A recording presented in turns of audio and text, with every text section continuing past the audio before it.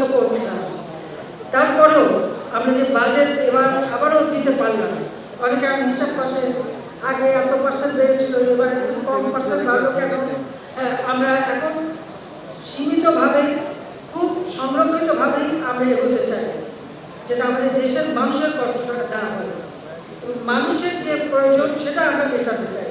সেদিকে লক্ষ্য রেখেই কিন্তু আমরা বাজেট সেভাবে আমরা করেছি।